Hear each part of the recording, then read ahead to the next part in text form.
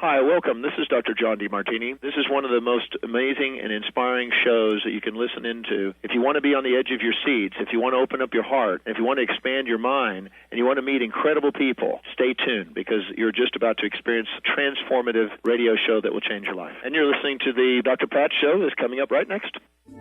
The following audio is via a Skype call. Welcome to the Dr. Pat Show. Talk radio to thrive by. Powerful, inspiring, and coming to you live, bringing you stories of people like you and me, busting through and living life full out. Get ready to dare to wonder what your life would be like if you knew you could not fail.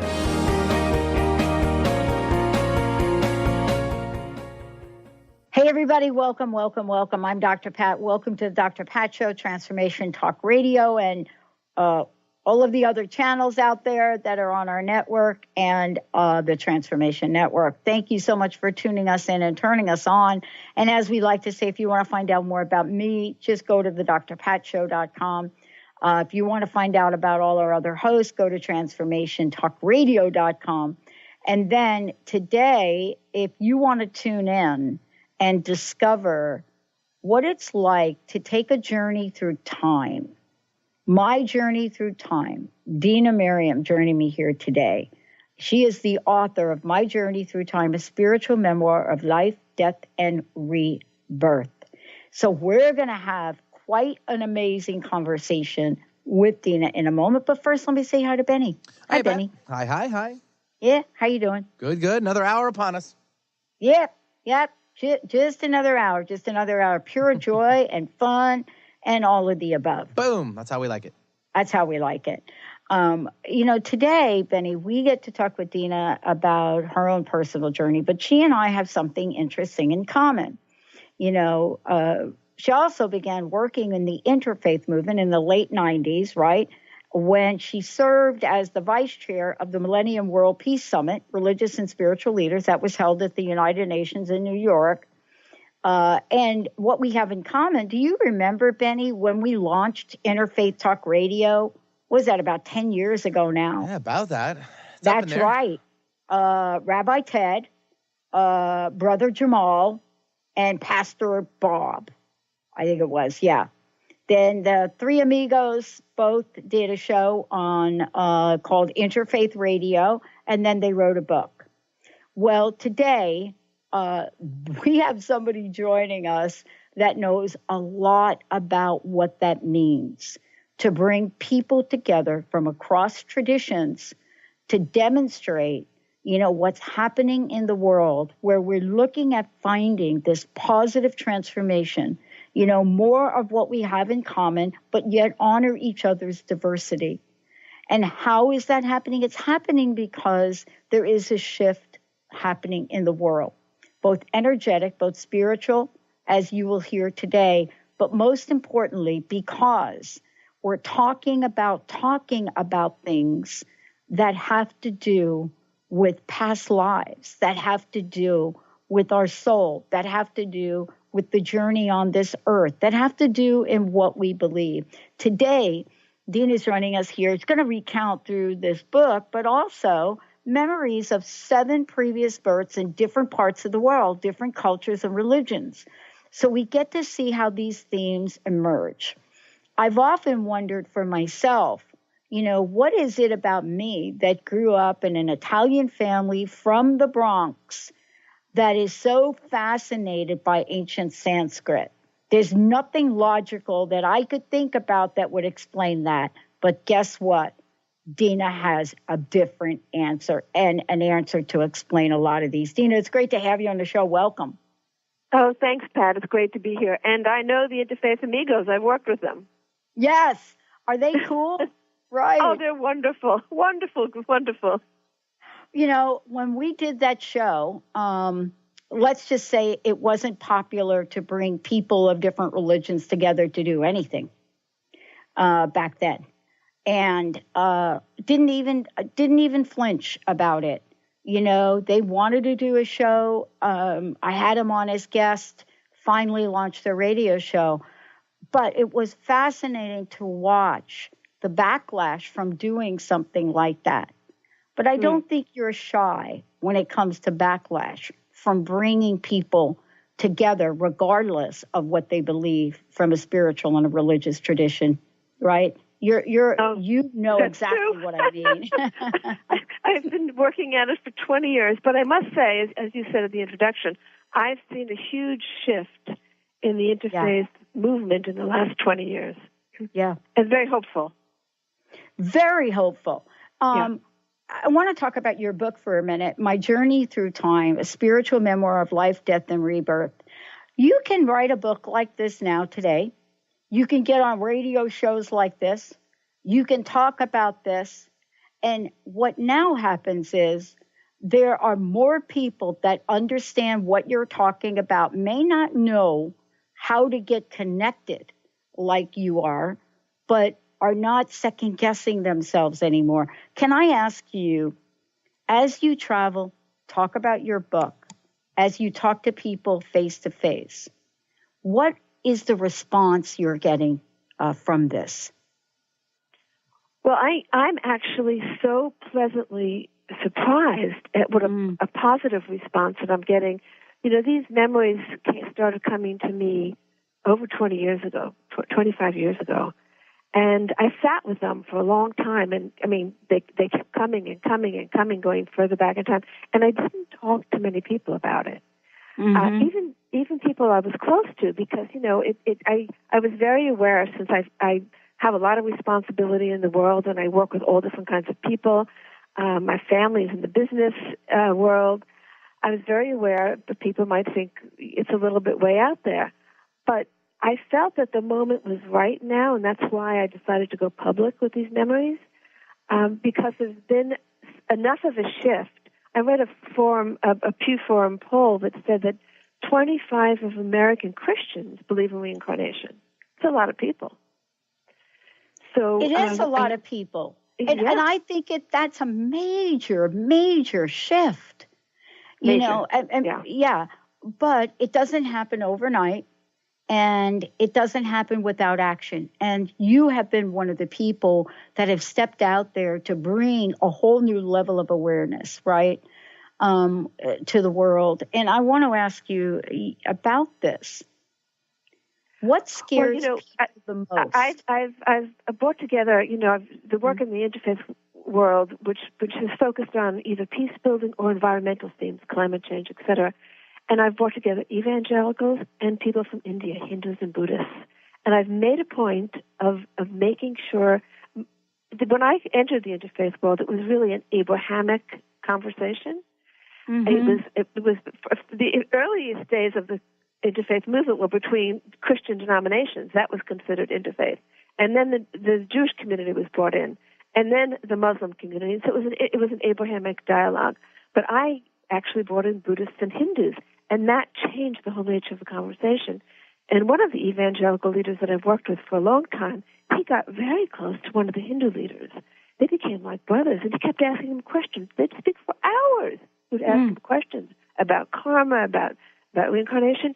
And I've seen the change that's come about in this he's still an evangelical leader. But the idea of talking about the divine as a she is no longer foreign to him. I've heard him refer to God as she. And that just wouldn't have happened 10 years ago. One of the things I love about this, though, too, is are you finding you have to explain yourself less? Absolutely. Yeah, absolutely. Yeah. I mean, you can see the word karma has become part of everyday conversation. Right. It wasn't that way 20 years ago, but now people talk about such and such a karma, or they're taking bad karma or whatever. And so part of my interest in going back in time was to understand the workings of cause and effect. I mean, we know that cause and effect is a law of the universe, but how does it work? It's a very, very complex and intriguing system of action and reaction. When we take a look at My Journey Through Time, and we are now reflecting, and this is your book, right? This is where you're sharing such exquisitely beautiful detail of what this is like as we take a look at this, right? You know, there are so many, how should I say it, scenarios that you talk about in here, whether it's asking the question, who is a great mother of whom you speak, or looking at certain elements that are taught through certain religious traditions. The thing that I love about this is there seems to be now a new learning required for all of us so that we can get to the next level.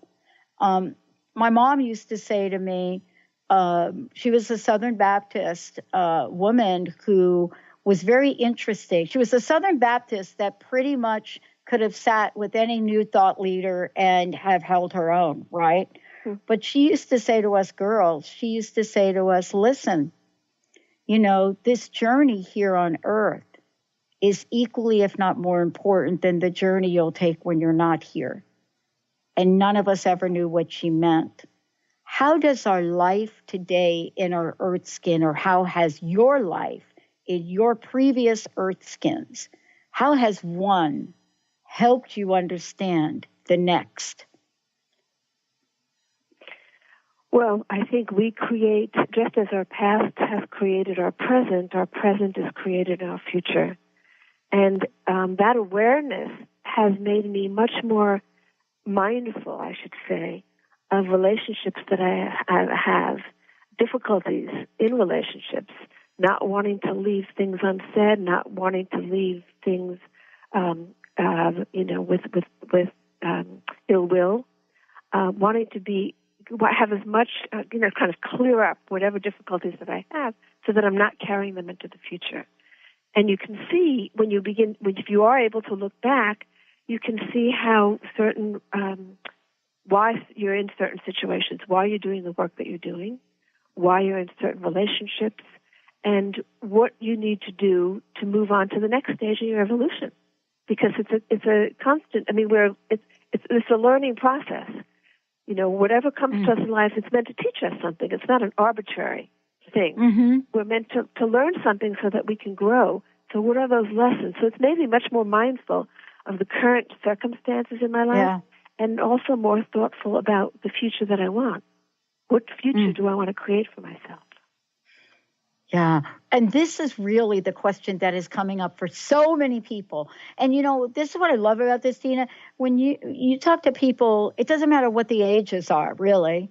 And I'm around a wide range, 10 years old to 93. And people are so energized by talking about the creation of things. We're going to take a short break. When we come back, more with Dena Merriam. When we come back, we're going to talk with her about this journey through time. What is it about her journey through time that is so reflective on the stories and the expansive nature of the universe we live in today? Let's take a short break, everybody. We'll be right back.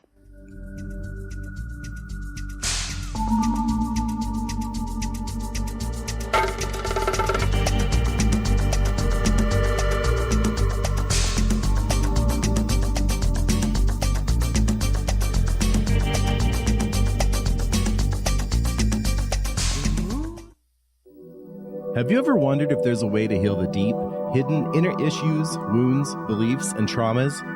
The journey into spiritual healing engages people in all areas of their lives to heal themselves and others. Tune in each month on Transformation Talk Radio as Dr. Jaffe brings conversations of healing of body, mind, and spirit as he merges the excellence of traditional medicine with the beauty of spiritual healing. For more information about Dr. Jaffe, this show, and his work, visit drjaffemd.com. Conscious Confidence Radio, a timeless wisdom with Sarah Main. Tune in each month on Transformation Talk Radio and join Sarah on an adventurous journey to the deeper level of meaning to move beyond today's world of constant change, confusion, and uncertainty beyond the shadow of fear. This hit show explores key concepts such as confidence, values, and attitude in a dynamic way. To learn more about Sarah and her work, visit sarahmain.com. Did you know that all of the shows on the Transformation Radio Network are available as podcasts to stream or download? Really? Check us out. Go to transformationradio.fm. We have business shows, spiritual shows, energy healing shows, and pretty much everything in between. Something for everyone, guaranteed to inspire, educate, and transform. We are transforming the world, one listener at a time. How would you like increased health and vitality? How would you like to avoid the onset of disease as well as slow the aging process? This is all possible through a simple, safe, and natural process. Every day we are either moving toward wellness or away from wellness. Hi, I'm Mary Jane Mack. I'd like to be your partner in achieving optimal health. Contact me now at maryjanemack.com or call 425-392-0659. Visit maryjanemack.com. Please join us for a transformational conference with 5 of the leading pioneers in the fields of science and spirituality, all in one place. Join best-selling authors and teachers Greg Braden, Dr. Bruce Lipton, Lynn McTaggart, Dr. Joe Dispenza, and Lee Carroll in both individual workshops as well as a weekend of keynote presentations and panel discussions. At this extraordinary event, you'll get to experience some of the brightest leaders of our world today, empowering you with groundbreaking new information, deep wisdom, and practical tools to transform your life. Come connect with others and expand your consciousness in beautiful Nanaimo on Vancouver Island in British Columbia, June 14th through 19th. For more information or to register for what some are expecting to be one of the best conferences of 2018, visit shalohaproductions.com. That's SHALOHA Productions.com. Or visit the individual speakers' websites.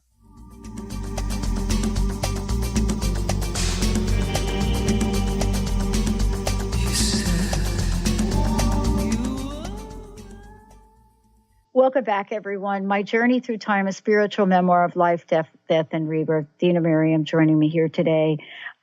Here's what I want to say about this book. I was talking with Dena during the break, and I said something really interesting. I said, Dena, there are so many questions in the book. And I wonder what would happen if you simply just pulled out the questions. Of course, questions, I love questions. But there's something else that I discovered about the book, which we're going to talk about. Before we do, how can people find out more about you and about the work you're doing in the world, as well as get a copy of their book? Let's make sure everybody knows that first. Well, the book is on Amazon, so you can just type in my name on Amazon or Journey Through Time. And the website, which covers all the work, and I think the book is advertised there, is the Global Peace Initiative of Women, GPIW.org. So we use the initials GPIW.org, and that's all the work of the NGO. My interfaith work. Yeah. Listen, I have a question for you, and it's going to sound a bizarre question. The question really is, did you write this book? And what I mean by that is when I read the book, I am really struck by how easy it is to get caught in the middle of the action of the book. And so what I mean by did you write this book of conscious mind, or did you just get this like a download? Because it was a download. That's what I mean. See, so I wasn't saying, like somebody else wrote the book. No, you know what I'm saying, right? Oh, yeah, I do. I mean, I would be sitting in meditation, and I'd be watching these scenes like being in a movie, and I knew which person I was in that movie, and I would just hear these conversations. It was like just getting a download. And then, I'd get up and I'd write it down, and for a long time, these were just notes of conversations that I was hearing, and slowly it would take several months, sometimes 6 months, for a full narrative of a particular life to come together, because I was getting bits and pieces, and then I thought I'd reached the end. There's one life in India where I nearly drowned in the Ganga, and I thought that was the end of the story. And I thought, my God, did I really throw myself into the Ganga and drown? That doesn't sound like me. And then it was like sometime later that the rest of the story came through. I survived. And so it came like that. But I'm really struck by it because it's so real. the writing, it's so real. Do you know what I mean? It's like it doesn't take much to become immersed in each and every story. I transported myself. I mean, I wouldn't say I did it consciously, but I was transported back to that moment in time. So the conversations, for example, there's a chapter on a life in Africa where I had this very important and precious relationship with a shaman, a woman shaman there. And that presence came to me, and I was conversing with her, and I was hearing those conversations. And and I remembered her, and it was like, one of the lessons for me in this process was that relationships survive. They don't disappear. If you have a powerful, important relationship with someone, especially on a spiritual level, that relationship stays with you. That's almost like an eternal bond. Those people stay connected to you. And that was very comforting for me, to know people that you've loved in the past you're still connected to. Yeah. Let's take a journey together with our listeners. Tell us, if you don't mind, a little bit about each of these lifetimes. Well, the first awareness, like the first memory that came to me was my previous birth, which was in Russia, just around the turn of the 20th century, early years of the 1900s. And I was a child when I was 14 years old when the revolution came, and I was sent out of Russia with the family jewels sewn into my dress. My parents stayed behind, thinking they would follow. And the first series of memories showed, I remember being on the train and leaving my mother standing there and not knowing if I'd ever see her again. And then later, and actually there was a man currently in my life who triggered these memories. He began speaking to me in Russian, calling me by Russian name, and suddenly the door opened. And then later, those jewels that I kept hidden, waiting for my parents to get out of Russia, they never did. I ended up in Europe, were used to help the Jewish academics escape Nazi Germany.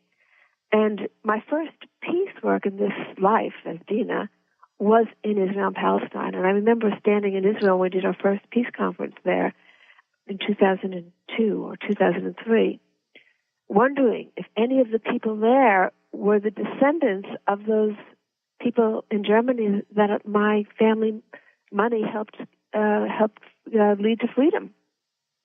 And so I saw an immediate connection.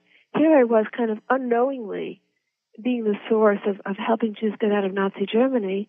And then in my next birth, here I am trying to create peace between the Palestinians and Israelis, unsuccessfully, of course. But that was the impulse. And so there was a cause and effect, a karmic link there. And then, of course, in that life in Germany, before I died, I met the man who was my teacher, Yogananda. But he was just passing through, and I couldn't follow him. I died in Germany, actually in Prague. And in this life, I found him very early and became a student. So things from that life carried over. But the question that lingers with me is, why was I born in Russia? Even though I had a passion for Russian ballet and Russian literature, why was I born there? And I had to go back into my previous birth to understand why I was born in Russia. My previous birth was in the American South during just before the early part of the 19th century. And in that life, I had met somebody from Russia who was a sort of a romantic relationship, but never got together. And that's what led me to take birth in Russia. But then I said to myself, why was I born in the American South? I don't feel a connection, really. And I had to go back to my previous birth in Africa when a child of mine was kidnapped by slave traders and taken to the U.S. that I realized why I followed him.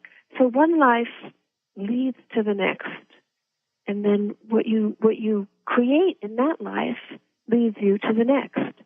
And so those three lives really had a pattern that linked them together. So I began to see patterns emerge, it wasn't arbitrary. There was a reason why I was born here, a reason why I then went there, and then reason why I was born in this country, in this life, in the U.S. And so it's the patterns that intrigued me, because that's really helping to understand how this law of causation works, of cause and effect. Mm. So, I just wanted to add that nothing is arbitrary and nothing is imposed on us. We are the shapers of our own destiny. And when you have the realization that you are the shaper of your destiny, nobody's sending you to heaven or hell, you yourself are creating your future, that changes things. Yeah. This is really for us. We wonder sometimes, Dena, we stop and we wonder and we think, why am I feeling that way? Why am I attracted to that? These kinds of questions, where folks are generally in awe. When we come back from break, one of the things I want to talk with you about is the answers. What is it about our life's journey? What is it about how we get here today and have items that we pay more attention to in this lifetime that don't necessarily make sense to us and don't necessarily make sense to our friends? When we come back, Dena's going to connect the dots for us and talk about this pattern, this tapestry that gets created from one's various life to another. And then the next question is, are we on an island all ourselves, or do we take these journeys sometimes with another? Stay tuned. We're going to take a short break, let you know how you can get a copy of the book, find out more about Dena, all of the above. We're going to take a short break and be right back.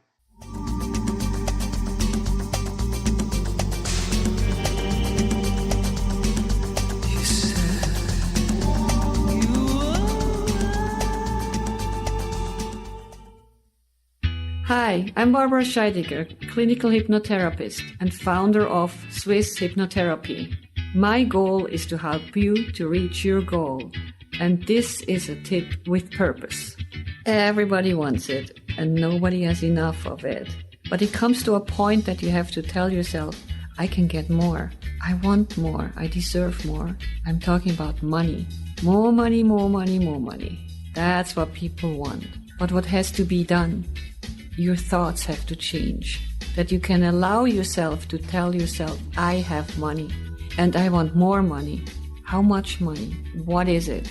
Put it out there. Write it down. What would you do with more money? How would you feel to have more money? I hope this tip helps you going through the day today. You can reach me at 323-999-4775 or at my website at swisshypnotherapy.com. Are you looking for the perfect setting for your next workshop or retreat? At Spirit Fire Meditative Retreat Center, cultivating consciousness is what we do best. Our guests count on us to create an atmosphere that supports serenity and well-being. We lead from the heart and create space for the mind. Freshly prepared meals designed with local and organic ingredients, 95 acres of beautiful woods and pastures, and a facility built with green in mind. This is what you'll find at Spirit Fire. For more information, visit spiritfireretreatcenter.com. Tune in to The Jen Royster Show, intuitive guidance to inspire your life, each Thursday at 8 a.m. Pacific and 11 a.m. Eastern on TransformationTalkRadio.com. This amazing show is an inspirational hour that will take you on an epic metaphysical journey to discover the spiritual approach to life's greatest challenges. Dr. Jen is an internationally known intuitive counselor, spiritual teacher, and energy healer. Call in for intuitive readings and visit JenRoyster.com for more information. Calling all moms, it's time to awaken your vibrant, intuitive, loving self in every area of your life. Join host Debbie Pokornik as she shares thoughts, stories, and tools to help you stand in your power. Listen to Vibrant, Powerful Moms helping everyday women create extraordinary lives. Mondays at 2:30 Pacific, 5:30 Eastern. For more information about Debbie, visit empoweringenergy.com. That's empowering with letters NRG.com. The Truth is Funny. Shift Happens with Colette Marie Steffen is excited to welcome Karen Benton as a monthly guest host. Tune in on the third Wednesday of each month at 8 a.m. Pacific Time to regain confidence and trust in your capacity to create change in your life, your health, your family, and your well-being. Karen Benton is a mother, nurse practitioner, certified body talk practitioner, Franklin Method instructor, and owner of Limitless Living LLC. For more information about Karen, visit KarenBenton.com.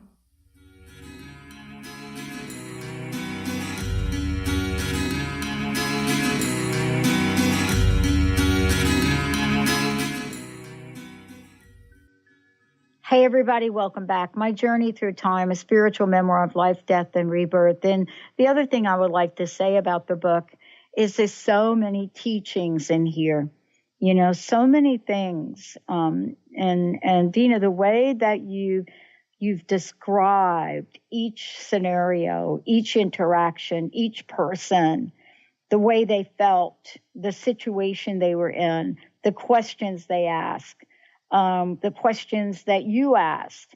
I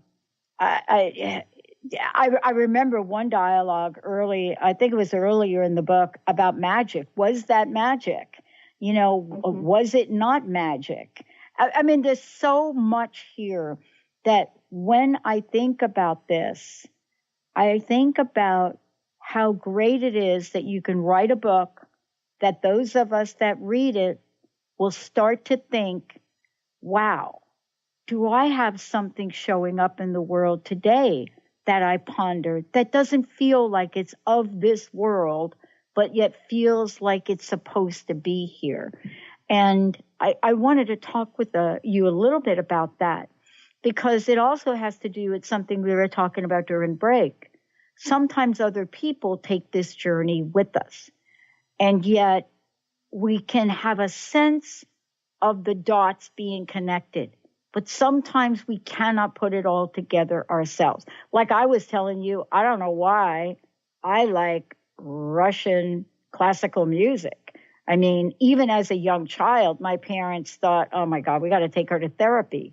But there's no logical explanation. What are the signs that folks can look for?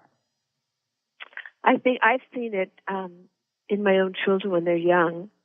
The children give many clues to what they're bringing into the world from an early age. You can see it in there's very strong attractions to certain things, or the things that they say that just come out of their mouth. So I think up until you really begin to get kind of integrated into your current life, maybe around the age of 8 or 9, kids are demonstrating many preferences that they've brought with them. And you can also see clues what their interests how they might further an interest. But I think as an adult, most of us are so engaged in our current life that we don't step back and reflect on the relationships that could be clues. I had one friend, and they had the ideal relationship, and I kept saying to them, "You two are just an ideal couple. You never fight. You respect each other. You give each other space." Everything was just so beautiful about that. And they looked at me and they said, "We've been working on this relationship for many lifetimes. It wasn't always so easy." So I think that when you have an easy, comfortable, very familiar relationship with someone, that's something that's come with you from the past. And if you have a difficult relationship with someone, that's something that's been left unfinished. And, I'm always looking to what's the teaching in that? Well, finish it so you don't bring it, or if you do manifest it in the future, it's a more harmonious situation. Don't leave these rough edges, Tend to what needs to be tended. You'll create a better future for yourself. But I think that there are lots of clues in one's life if we're more reflective.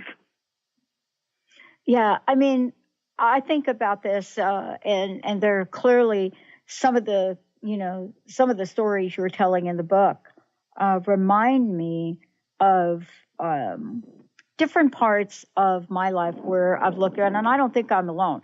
I think if you asked our listeners, have you ever wondered why you have like this best friend you've had for like over 40 years, right? what is it about that connection we have to other people that moves us to a place in this lifetime that may come from another lifetime? How do we even begin to figure out if there's something that we're supposed to be doing here? Because it's like you said, right? You know, there may be people in your life today and that relationship's not going really well. How do we figure out what we're supposed to do? Well, I think it's not, I mean, people often say to me, you know, should I go digging into my past? And I say no, because whatever is given to you, you're given whatever you're supposed to have. Yeah. And so if you don't know the previous cause, then it's not so important for you.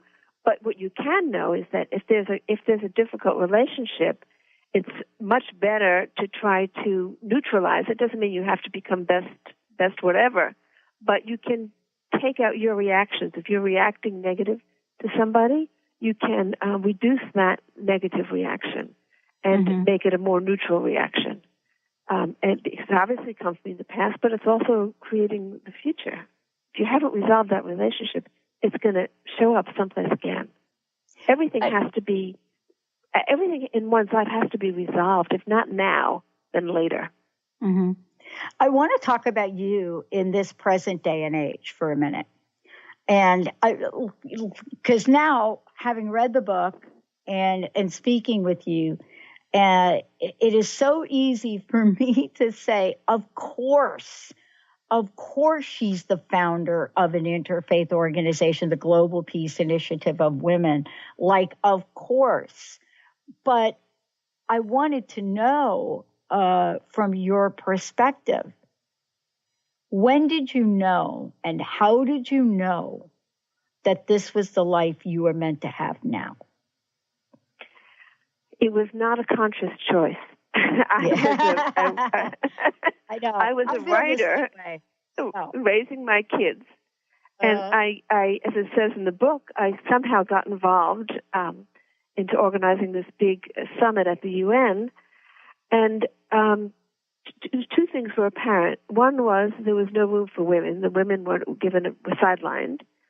And even that, you know, I noticed it, but I didn't have such a reaction until the women started coming to me and saying, this is not right. These are women, religious leaders, but they didn't have the top positions. And because it was the UN, they wanted people from the top. So the women were very unhappy about that and asked me to help them organize a follow-up. But when I started to recall these memories, I realized that had been an issue for me for a number of lifetimes. The sense of insufficiency as a woman, the sense that I didn't have the same spiritual training or access to the same spiritual training that men had, or that I wasn't as capable. And so gradually through time, I began to focus more. You know, when I lived in the American South in the 19th century, I started a school for girls so they could have a proper education and not just learn etiquette, but learn to develop their intellects. So I began to focus my energy from feeling insufficient as a woman to helping women develop their potential. And so here I am in this life creating a platform for women religious leaders who've been excluded from most of the global conversations. So it was a logical next step for me to focus on women. And also the peace issue had been with me in numerous lives where I had been in a position through marriage between competing communities. In Japan, between competing clans. In India, between the Hindu and Muslim, where I was a young Hindu married off into a Muslim family.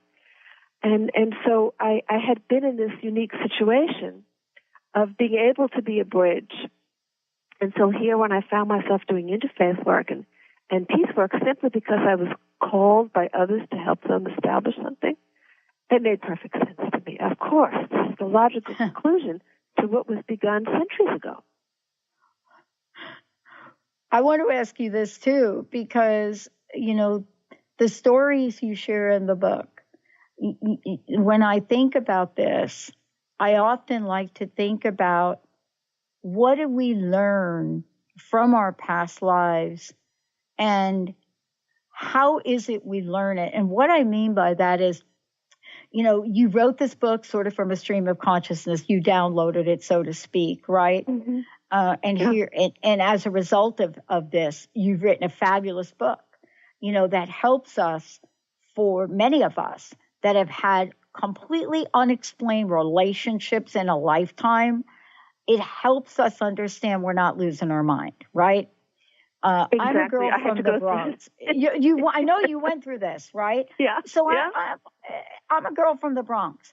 Why is it that I am so drawn to the indigenous culture, that I'm part of a sweat lodge group? What is it? It doesn't make logical sense, you see, but from my perspective, it's a feeling of coming home. And I think so many people experience this. How can we help them honor this, honor that space that they're in? Yeah.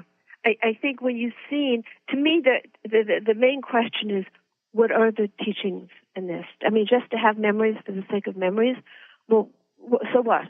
But what did I learn from it? Mm-hmm. Once you have seen that you have been all cultures and all religions, it's very hard to have prejudice. Once you remember the experience of being an indigenous person, you connect with that, and you feel like you're part of that community still. And so you want to support their efforts to whatever those efforts might be. And so it helps expand one's identity beyond the narrow circumstances in which this one life brings you.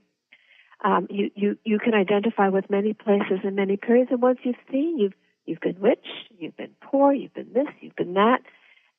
That's not what's brought happiness. Happiness is an internal function, and it has to do with your understanding of your life situation and who you are, and coming into greater awareness of who you are.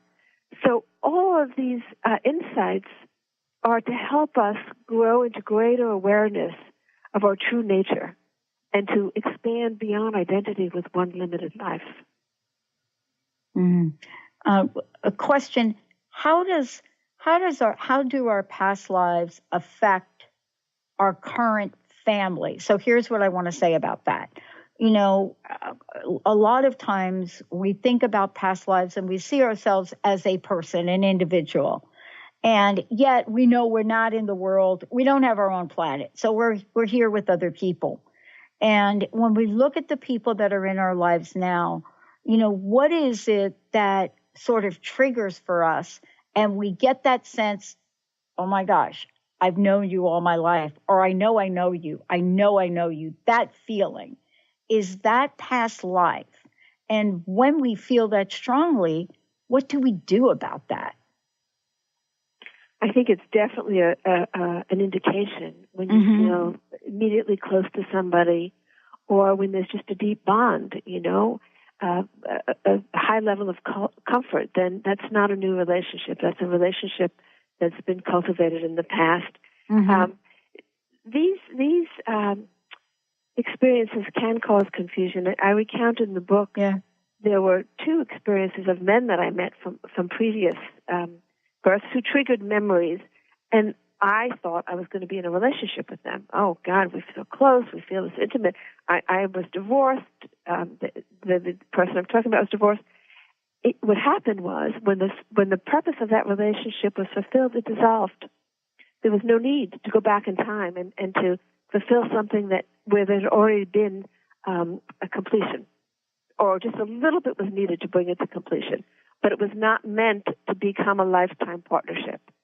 And there were momentary times when I was confused about that. Oh, I see this person from the past. I meant to get together with that person. No, that's behind you. Finish what needs to be done and move on. So these things can cause confusion, but I think that one has to see the clues, but then stay very focused on what one's present life is. And I think the reason why these memories are blocked for most people is because it could be confusing and distracting. One has to accomplish what your life's mission is. This birth. So for folks listening, there's so many questions, right? I have a couple of questions for you that I'm just curious about. One of them is, what is it that you discovered as you were getting this information that either really caused you some emotional feeling, some upset, some anxiety? Was there any scenario where, you literally felt out of sorts, really disturbed you of sorts? Well, there was, yes. There are several, but I'll just mention one. Okay. In this life, I've had a difficult relationship with my mother, who's very materialistic and not at all sympathetic with spiritual inclinations, which I've had since childhood. When we called my mother for my past birth, who I lost when I was 14, sent out of the country, she had been very spiritual, and we had a very strong bond between us. And I realized that I was imposing my expectations of my current mother, what I had lost in my previous birth. And so I went through a whole process of thinking that was unfair and that I should just love my current mother for who she is and not impose on her my memories of my previous mother, to be close spiritually, to have her understand me spiritually, etc. So once I saw that, it totally changed my relationship with my current mother. It made me just accept her for who she was and not expect anything different from her. Of course, I don't have these kind of conversations. She doesn't know about the book. It's just what it is. But I was a huge burden lifted from me that I could just accept her and love her for who she is.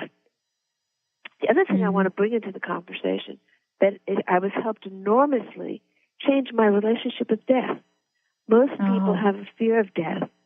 And I think even if you don't remember actual details from a past birth, just knowing that you've been here many times before and will have a future changes your relationship with death. I don't even see it as past lives. I see it as one long life with different chapters. Because we take with us what we've gained into the next. So we're not losing, we're just progressing. Hopefully, most people. I guess some people maybe go backwards, but not most of us. Well, sometimes I do feel like that. The other part of this, too, that I think you mentioned in the book is the predictive nature. So let me tell you what I'm talking about. I've often been fascinated by how sometimes I will either be dreaming and find myself predicting a future time or dreaming of a future time. Like, I'm not talking about like dreaming about tomorrow, like a really future time. And I wonder about the interconnection between past, present, and future. That we could talk about that a lot because time disappeared for me. There were moments when the past, present, and future all came together, and I realized that we are creating the future now. Those dreams have reality, and dreams are the creative process. Either they're integrating things from our current life or bringing things from the past into our awareness, or where we're creating this blueprint for the future. I mean, it's a changing blueprint, but it's a blueprint. And that's what it is. When I work with young people, I tell young people to begin to vision the future they want for themselves. If you don't vision, understand that visioning process, how is the future going to be created? We're going to let others create the vision for it. So it's very important for us to think positively about the future we want for ourselves and our planet. And that's creating the blueprint. Right. And I love this conversation. And yeah, you're right. We could spend the entire hour on this. The reason I love this conversation is because there are times where, I happen to be fortunate to have a stepmom that literally encouraged us kids to think about something positive before you go to bed. I mean, she would say it in her own way. And then we would create and imagine things. Somehow we think as we get older that we still don't need to do that. That as we see our time in this earth skin on this planet now as limited, we stop this. And I'm reading your book and I'm thinking to myself, wow, we need to present a different message today that says, no, don't stop that, right? Yes, that's right. No, visioning, going to bed with a positive image will help you with that creative process. And I think that's a very important message for everybody. Just, as you're drifting off to sleep, to have positive thoughts in your head and even an aspiration. Mm-hmm. Oh, yeah. Because our minds are very powerful. We don't realize how powerful they are. And we have to use that mental power in a positive, effective way. And that's part of, I think, the spiritual growth is learning how to use that mental power. Mm-hmm. This is really sort of now the next level to talk about with you in this short period of time we have together. I just skipped a couple breaks here. We want to talk about inspiring people. I am... myself, I have a great team of people I work with. I just get to show up here, right? And this team is creating a positive media movement. We call it our positive mojo movement.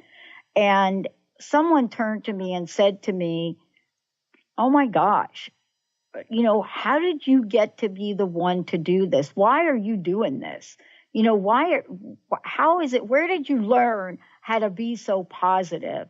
And I thought about it for a minute, and I said, I have no idea, because if you had known me when I was growing up as a kid, my mom committed suicide when I was 6. I was homeless at 17, and I'm telling you, it just wasn't pretty. How about our attitudes? Do they carry forward? You know what I'm saying? It came from somewhere in the past, and if you look back, you probably would have seen it come out in several lives. It's a pattern that gets repeated. And the patterns, for them to show up, they have to have repetition. So as I said, I saw several lives where the women's issue was an important one for me. Right. Several lives where the interfaith and peace issue. It wasn't just one, because the patterns then get set into your subconscious, into your energy, and you take that with you. The body that goes from one, the light body, the consciousness that goes from one physical body to the next, carries those imprints. And so those imprints are what you take with you. And so that came with you from the past, that positive energy. And I think what we're saying today for people, Dena, is that, this is really the time to really be mindful of how you're showing up in this life. Because you said it earlier, and I can't say it enough. We have to be conscious of what we aspire to create. Not 20 years from now, although that's good. But why not hold those possibilities for 24 hours from now, right? Oh, absolutely. And I think if one works on holding that, it will become a pattern, and it will become something that one naturally is. Your book the brain responds to these patterns. Your book is timely for the day and age we live in. It really is. I mean, it is certainly you are predestined to do this. To come forward and help others through your stories, and acknowledge that there are experiences we're having in this life that are not arbitrary, that they're connected. I want to ask you this last question. What can we say to folks to help them understand, see the patterns, how they're woven together, and then what to do next? I would say for each person to have some reflective time, whatever that looks like for you. Doesn't have to be meditation, but some reflective time each day where you look back and you think, what would you have done differently? What would you want to, how would you want to take something forward in terms of a relationship? Self-examination, looking at your life and trying to bring out the more positive energy and work on the energies that are not so positive. In order to, in order to help shape your future. Think of yourself as a shaper of your future, not victim to what's coming, but you are creating your future. Yeah. I think that this is so important as you and I both share the message of possibilities. We share the message of possibilities with chutzpah, I think. With chutzpah, that's right. Chutzpah is needed in our time. Right now, it's needed. It's so needed. Dena, thank you. One last question. What's your personal message? What would you like to leave us with? And again, give your website. The website is gpiw.org. And what I would like to leave everybody with is joy, to know that this is a joyful journey, no matter what you're going through now, whatever difficulties come to you, of health problems or whatever. You're going to survive it, and you're going to move on, and the future is going to be bright if you have a positive attitude and work through the issues that you need to work through. I love it. Dena, Merriam, everyone. And I say, if you've missed any part of this, please, it'll play again tonight, and you can go to Transformation Talk Radio or the Dr. Pat Show to download the podcast, My Journey Through Time, a spiritual memoir of life, death, and rebirth. Thank you, Dena. Thank you so much for all that you do in the world. Thank you, Pat. Thank you, Benny, for pushing all the right buttons. And thank you all for tuning us in and turning us on. You are the best audience on the planet. We'll see you next time. I tried to swim against, put me down upon my knees. Oh, I beg and please. The preceding audio was via a Skype call.